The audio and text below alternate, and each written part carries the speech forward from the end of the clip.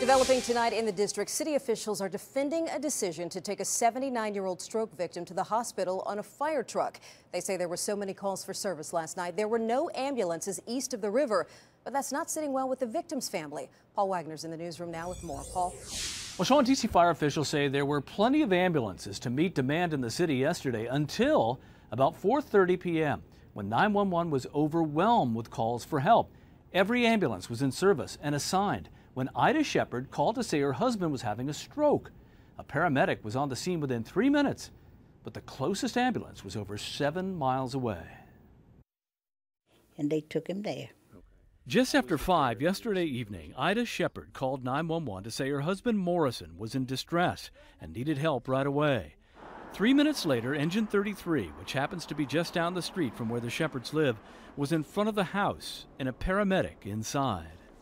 They said he needs to be taken to the hospital right away. He said, we're going to take him to GW because they have a stroke unit. Ida Shepard says she was fine with that and watched as the firefighters loaded her husband into the back of the engine. They had to carry him out in their arms. They didn't put him on a backboard. He couldn't walk. Ida Shepard praised the care the crew on engine 33 gave her husband, but she finds the fact an ambulance was unavailable very upsetting. I'd like the mayor to know about it. Wasn't no ambulance. I planned on calling him. You want the mayor to know that you're not happy about it? No, I'm not. Yeah. No, I'm not. I mean, it shouldn't happen like it. I know they say everything about Ward 8 out here, but after all, we are paying income taxes and real estate taxes. At an afternoon news conference, city officials had nothing but praise for the firefighters on engine 33.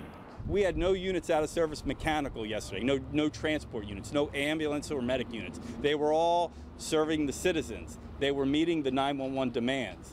This particular case yesterday was a good decision by the paramedic firefighter on the scene.